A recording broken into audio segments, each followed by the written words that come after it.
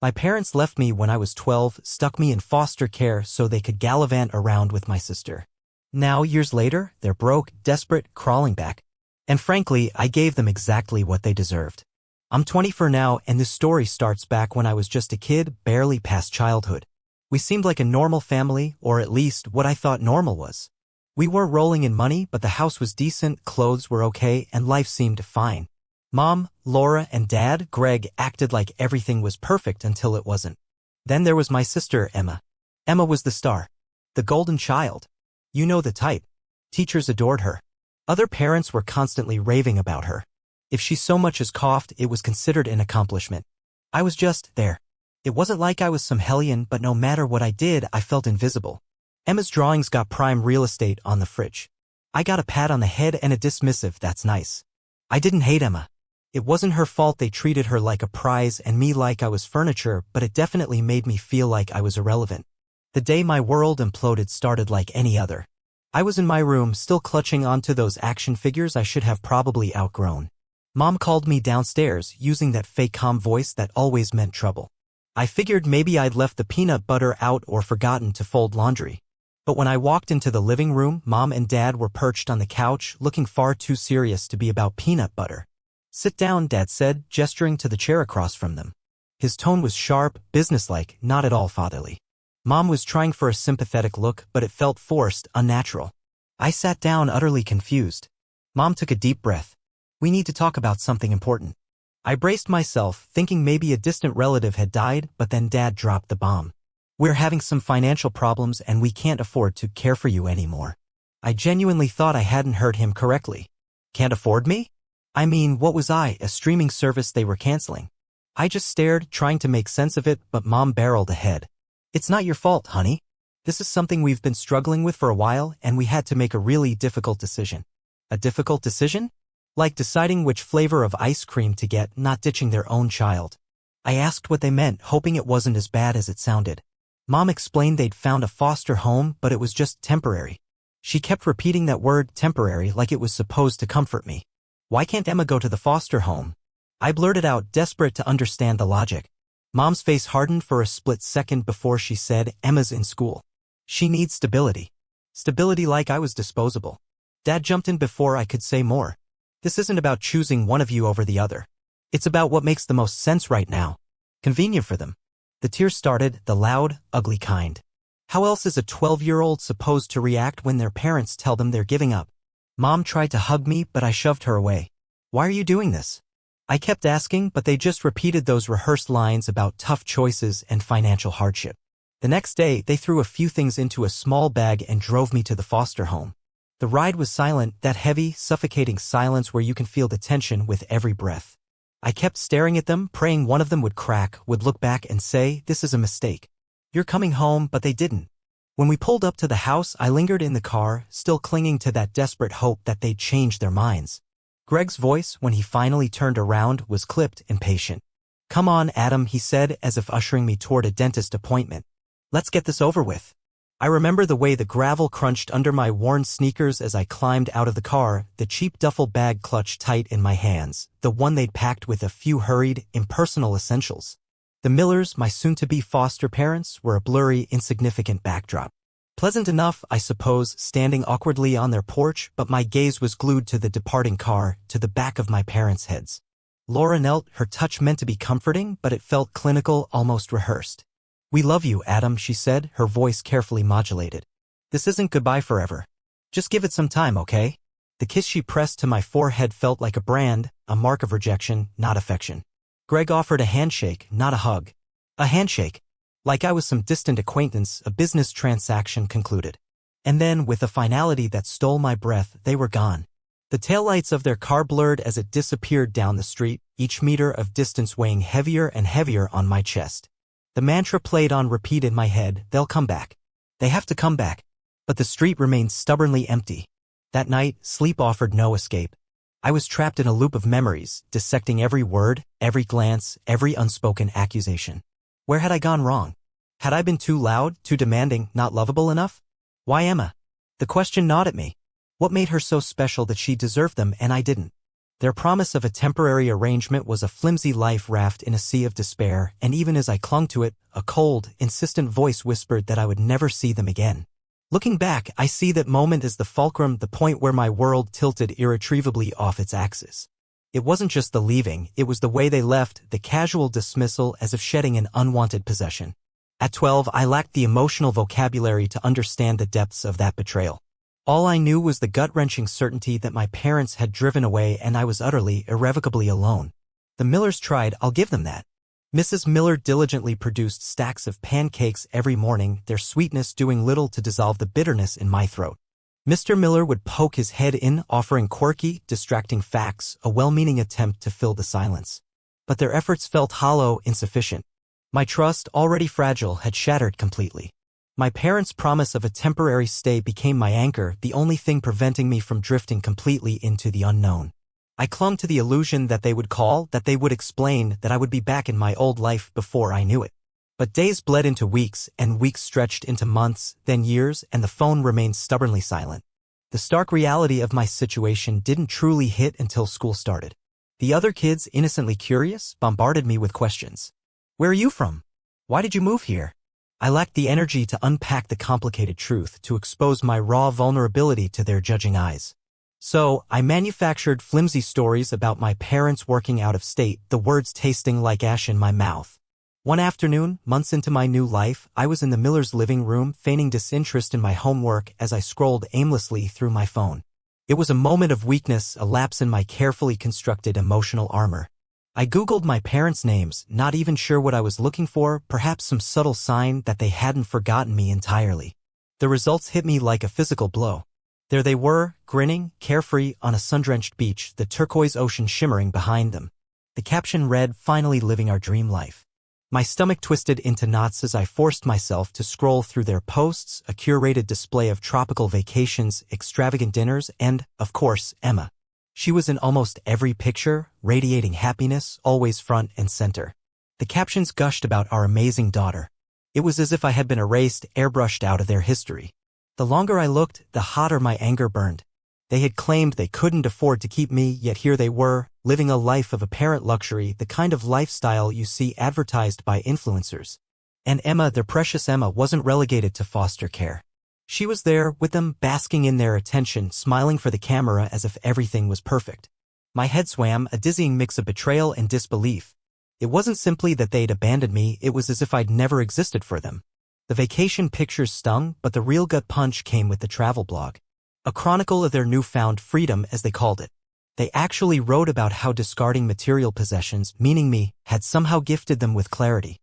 I reluctantly scrolled to the comments section, and this time a comment stood out like a dark stain on a bright canvas. It was from an anonymous account, a blank gray circle where a profile picture should have been. Must be nice running away and leaving everything behind. Hope it doesn't catch up to you. The words felt like a deliberate jab aimed at piercing the carefully constructed facade of happiness Greg and Laura were projecting. My mind raced. What everything were they referring to? Me, obviously, but was there something more? I clicked on the commenter's name, but the account was private, a digital dead end. I continued my descent down the rabbit hole of their blog, desperately searching for some missing piece. In another picture, Laura was posing with a gaudy tropical drink, and someone had commented, "Guess skipping town was worth it after all." The phrase skipping town sent a cold wave through my chest. Why would anyone use those words? What did it mean? I skimmed through more comments, but nothing else was as pointed. Most people gushed about how inspiring their life was. I wanted to scream at those oblivious well-wishers, shake them and make them see the lie. But I couldn't shake the gnawing feeling that something was terribly wrong. Were these just random trolls, or did they know some ugly truth I was missing? Greg and Laura had lied before. They had told me they couldn't afford to keep me, a blatant falsehood as evidenced by their exotic, carefree lifestyle. Was there a deeper, more sinister reason behind their actions? The question echoed relentlessly in my mind. I couldn't stop replaying those comments, analyzing every word, every insinuation. But what could I do? I had no way of accessing their past, their secrets. All I could do was fixate on those cryptic remarks, wondering what secrets they were so desperately trying to bury. My hands trembled as I closed my laptop, the screen reflecting back my own haunted expression. It wasn't just about the lies, but about their complete lack of remorse. They were out there, living the dream, while I was here, struggling to piece my life back together. That evening at dinner, the Millers noticed my distress. I wasn't exactly hiding it well. "Everything okay, honey?" Mrs. Miller asked gently, her gaze full of concern. "Yeah, fine," I mumbled, hoping to avoid a conversation, but Mrs. Miller wouldn't let it go. "You don't have to tell us if you don't want to, but if something's bothering you, we're here." Looking at them, these people who barely knew me yet showed more genuine compassion than my own parents ever had, the dam broke. I told them everything, the blog, the pictures, the accusations in the comments. I braced myself for them to tell me to let it go, to move on, to stop dwelling on the past. Instead, Mrs. Miller simply listened, her eyes filled with a gentle empathy I was still learning to accept. Mr. Miller, on the other hand, looked furious.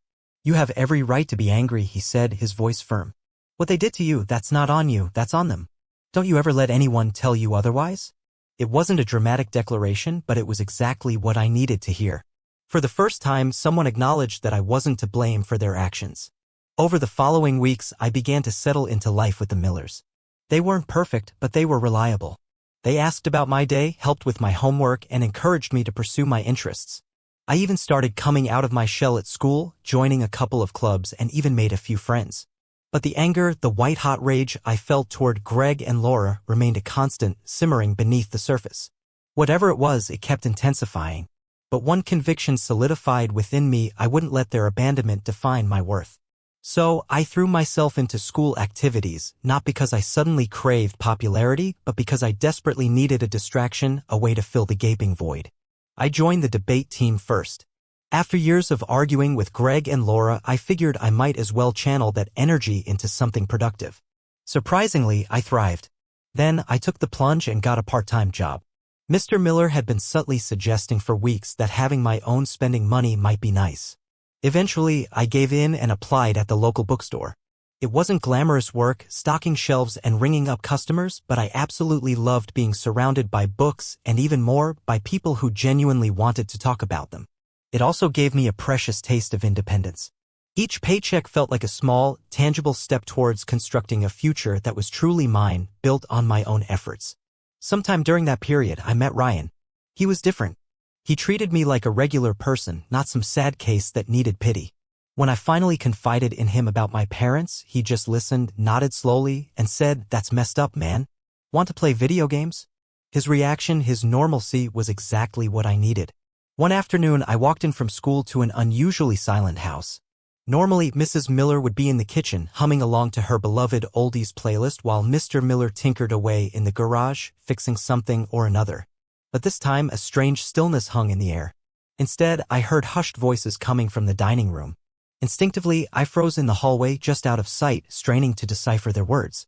"Should we tell him?" It was Mrs. Miller's voice, barely a whisper, filled with uncertainty. "He has a right to know," Mr. Miller responded, his tone firm. "If it concerns him directly, we can't keep it hidden. It'll only cause him more pain in the long run." "He's been doing so well lately," she countered, a note of desperation in her voice. "Maybe we should at least wait until we have more information? This letter is vague.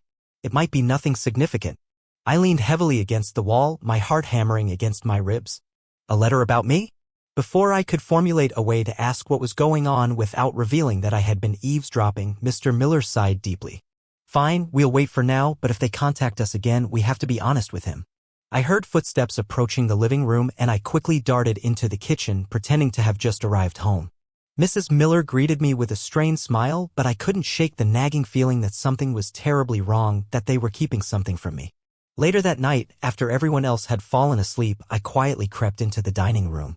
I knew it was wrong to snoop, a betrayal of their kindness, but I felt compelled, driven by an unsettling mixture of anxiety and suspicion. On the table, amidst a stack of mail, I spotted an envelope bearing my name. I hesitated for a moment, my hand trembling, before picking it up. The return address indicated a law office. A cold wave of dread washed over me as I carefully opened the envelope and began to scan the contents. "To whom it may concern, this is a formal notification regarding outstanding debts associated with Gregory and Laura. As the officially listed guardians of Adam, we require any relevant documentation pertaining to the family's financial situation during." I stopped reading, my hands now shaking uncontrollably. Debts? So that was it. Was that what Greg and Laura had been running from all along? Had they abandoned me, not because they couldn't afford me emotionally, as they had implied, but because they couldn't face the consequences of their own financial failures? I frantically stuffed the letter back into its envelope and placed it back on the stack, desperately trying to make it appear as though I hadn't touched it. My mind was a whirlwind of confusion and hurt. I didn't know what to do with this newfound information, but one thing was undeniably clear: Greg and Laura had been lying to me about far more than just their financial struggles. By the time I was nearing 16, puzzle pieces were slowly falling into place. All that hard work at school, juggling my job and those endless extracurricular activities, it was finally paying off. My grades were good, really good, and Mr. Davison, the debate coach, even hinted I had a shot at a scholarship. It was the first time I dared to picture a future separate from my family, from all their stuff. The thought felt incredibly freeing, like a weight lifted. Then the scholarship actually happened. I still remember that day, the day the letter arrived. I'd applied almost on a whim, never truly believing I'd win. Tearing open the envelope, seeing those words, "full ride," printed so clearly, I was stunned. I flew downstairs to share the news with the Millers, their faces lit up with such genuine pride. Mrs. Miller squeezed me in a hug that felt like she was trying to absorb my happiness, and Mr. Miller kept repeating, "I knew you could do it. I just knew it." That night, I decided to share the news on social media. I'm not one for oversharing, but this felt like a moment too big to keep to myself. I typed a short, simple post about how hard work pays off and how grateful I was for all the support. Almost instantly, the comments started flooding in: friends, teachers, even classmates I barely knew. But then I saw it, a comment that made my stomach clench. It was from her: "We're so proud of you, Adam. Let's reconnect soon. Proud of me after all this time." The words burned on the screen. It wasn't just that she commented, it was the casualness of it, like we were old friends catching up, not a mother who had walked away from her child. I couldn't bring myself to reply. What was there to say? Instead, I deleted the comment and blocked both of them. In that moment, a fierce resolve solidified within me. I didn't need their approval, their empty words of guilt. The scholarship had ignited a new sense of purpose. I dove even deeper into my studies, determined to prove, mostly to myself, that I could succeed despite their absence. Mr. Miller started teaching me about financial literacy, things I never really considered. He showed me how to save, how to budget, how to think about long-term goals. It wasn't exciting, but it was practical, empowering even, to feel like I had control over my future, something I'd never experienced before. Encouraged by their support, I also started tutoring younger students after school. It was never something I saw myself doing, but it turned out I was good at explaining things in a way that clicked. And it felt amazing to help kids who were struggling, especially knowing what it felt like to be left behind. One day, during a tutoring session, Ryan casually asked, "So, what's your ultimate goal? Where do you see yourself in 5 years?" I paused, thinking, I just want stability, you know? My own place, my own life, not feeling like I'm relying on anyone else. He grinned. "That's solid. But don't forget to have some fun along the way." Ryan's words stayed with me. I realized I'd been so consumed with proving myself, with succeeding, that I hadn't allowed myself any breathing room. I made a promise to myself: find balance. I kept working hard, but I also started saying yes to things I'd normally avoid: game nights with friends, spontaneous drives, even just relaxing at the park on a Sunday afternoon. It wasn't much, but it reminded me that life didn't have to be all work and no play. By the end of that year, I felt like a completely different person. I wasn't just surviving, I was actually thriving. The Millers had become my family. Ryan was like the brother I never had, and I felt like I was finally walking a path that was truly my own. My mother's absence still left a sting, sometimes, but it no longer defined me. If anything, it fueled me to keep moving forward, to keep creating the life I wanted. Then, everything shifted again when graduation day approached. It was supposed to be the culmination of everything I'd worked for, all the sacrifices I'd made. It was supposed to be the day I finally stood tall, surrounded by the people who believed in me, and declared, I made it. The weeks before graduation passed in a whirlwind. I could barely catch my breath. The Millers were practically buzzing, excitedly chattering about a little get-together at their place later. Even Ryan, who usually rolled his eyes at anything remotely sappy, seemed genuinely happy for me. I can still see that graduation morning so vividly. My mind kept replaying everything it took to get to that point, from the moment Mom and Dad left me on the Millers' porch, a tiny, scared kid, to all those late nights I spent studying, just desperate to prove to myself that I could do it. Mrs. Miller had ironed my gown the night before, hanging it on my bedroom door with a little post-it that read, "So proud of you, sweetie." I smiled. It wasn't just the note, it was everything they'd done for me over the past 5 years. They weren't just foster parents, they were my family, my real family. The ceremony itself was just as you'd expect, a blur of speeches and nervous anticipation. When they called my name, I walked across that stage to accept my diploma, and for a split second, everything went quiet. The crowd was cheering, and I could hear the Millers and Ryan yelling my name like I just won some huge award. It was everything I had dreamed of. But of course, nothing in my life ever stays perfect for long. After the ceremony, we all gathered outside to take pictures commemorating the monumental day. The Millers were absolutely glowing, and Ryan was cracking some dumb joke about how my diploma probably had my name misspelled. Even Emma had shown up, which was a surprise since she usually kept to herself. It felt like my world was exactly as it should be, perfectly in place until I saw them. Standing at the edge of the crowd were my parents, Greg and Laura. At first, I thought I was imagining things. I hadn't seen them in years, and I definitely hadn't invited them, but there they were, dressed as if they'd just stepped off some luxury cruise, scanning the crowd like they were searching for something or someone. I desperately tried to ignore them, hoping they'd disappear once they realized I wasn't going to acknowledge them, but then Greg's eyes locked onto mine, and before I could look away, he started walking towards me, dragging Laura along behind him. My chest tightened with anxiety as they approached, their faces plastered with these fake, sickeningly sweet smiles. "Adam," Laura said, her voice far too cheerful for someone who had abandoned their own child. "You've grown up so much." Greg clapped me on the shoulder like we were old buddies catching up. "We're so proud of you, son. This is such a big day for us, a momentous occasion for the whole family." The audacity of that statement almost made me laugh out loud.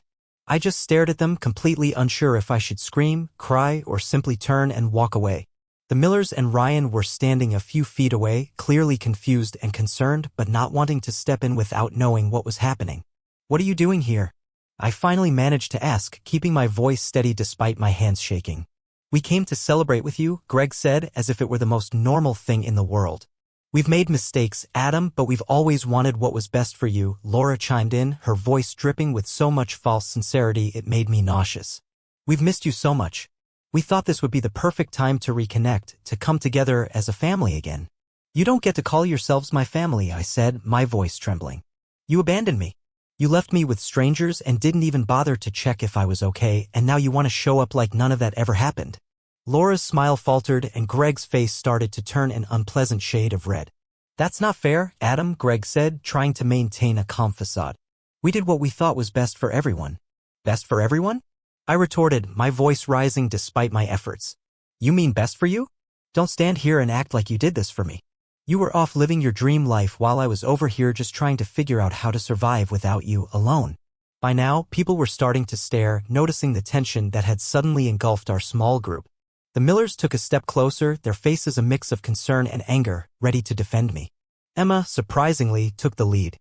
She walked right up to Greg and Laura and said, "You don't get to ruin this for him. You've done enough damage already." It was the first time I'd ever seen her stand up to anyone like that, and I couldn't have been prouder of her for doing so. Greg tried to argue, but Laura tugged on his arm, whispering something about not causing a scene. They both looked at me one last time, their faces a strange mix of frustration and pity, before turning and walking away. The Millers immediately rushed to my side, wrapping me in a comforting hug and reminding me that today was about my achievements, not their drama.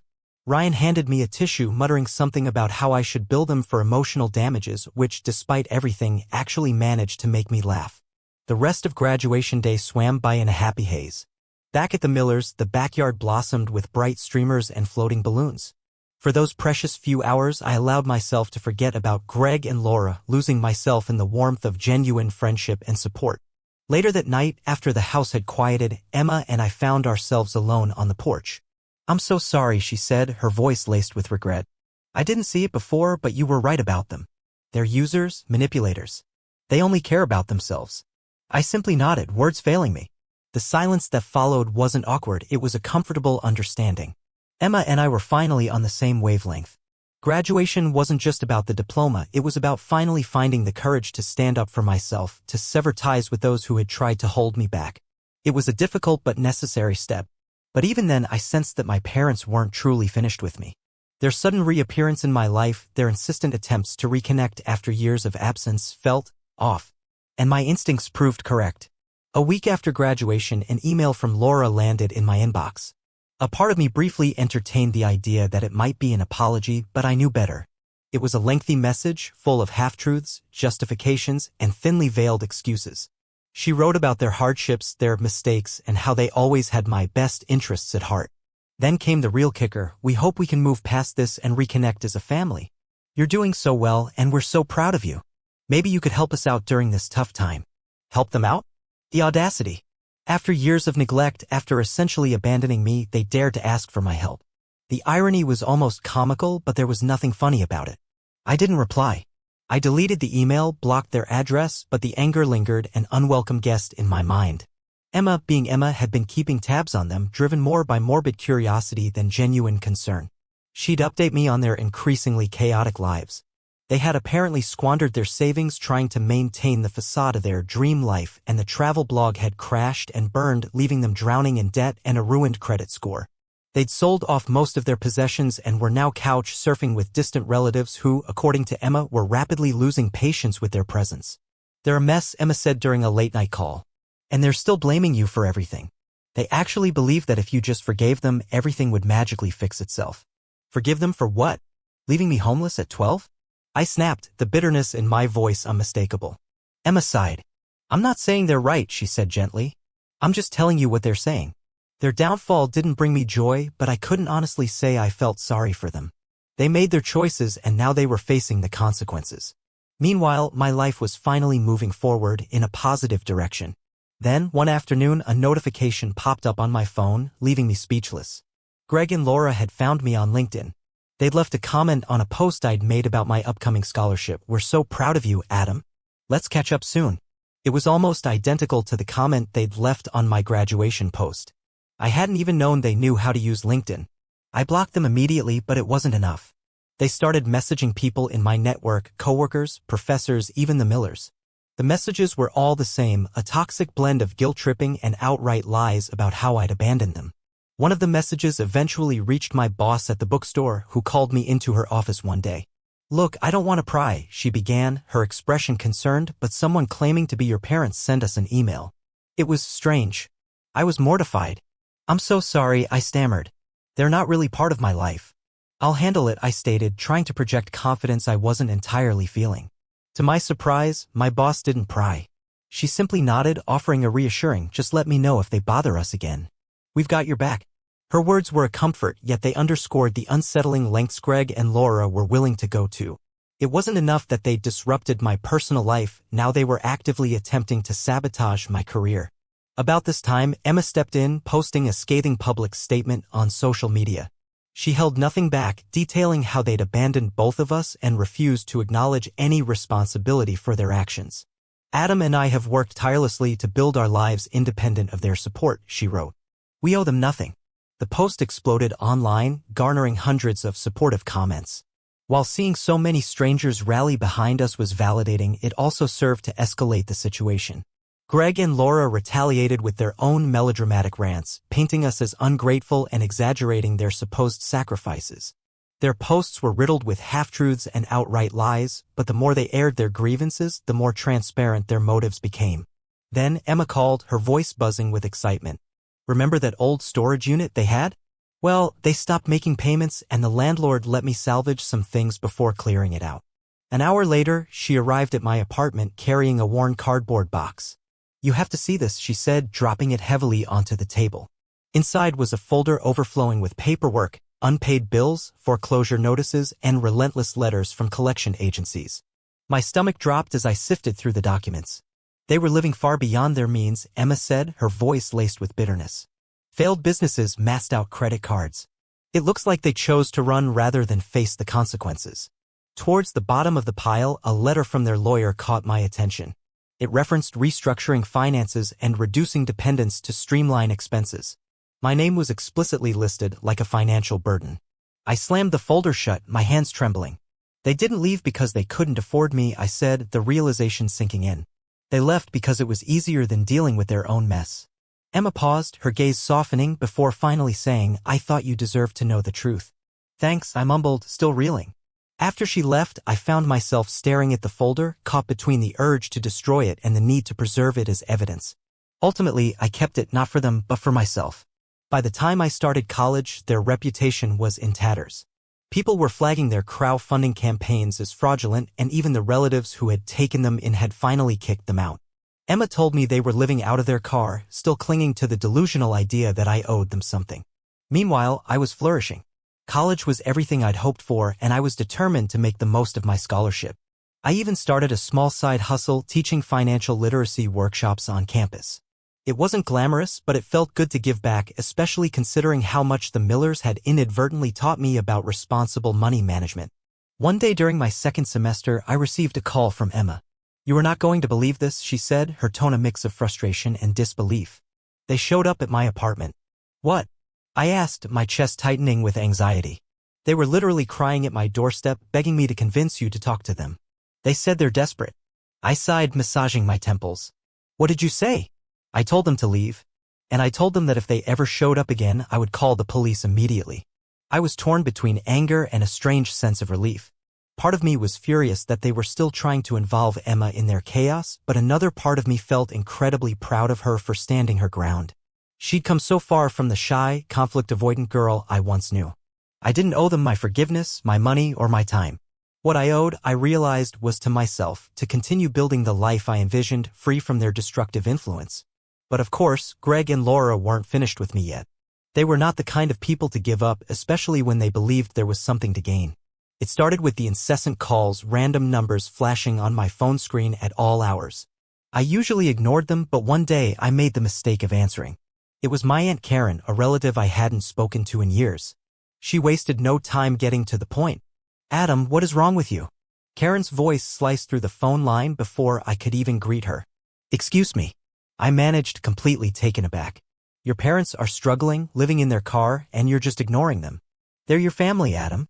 You owe them something." I almost laughed, a bitter, humorless sound. Kindness? Had they shown me kindness when they dropped me at that foster home, disappearing from my life like I was a bad dream? Had they shown me kindness when they left me to navigate the world on my own at 12 years old? Karen scoffed, clearly unprepared for any resistance from me. They were doing what they thought was best. "People make mistakes, Adam. You're being heartless." I ended the call. I wasn't about to exhaust myself trying to explain years of pain to someone who either couldn't comprehend it or simply didn't care. Over the next few weeks, similar calls trickled in, each from a different distant relative, most of whom hadn't contacted me in years. It was always the same rehearsed narrative. I was the ungrateful son, the selfish one, unwilling to forgive my poor, unfortunate parents.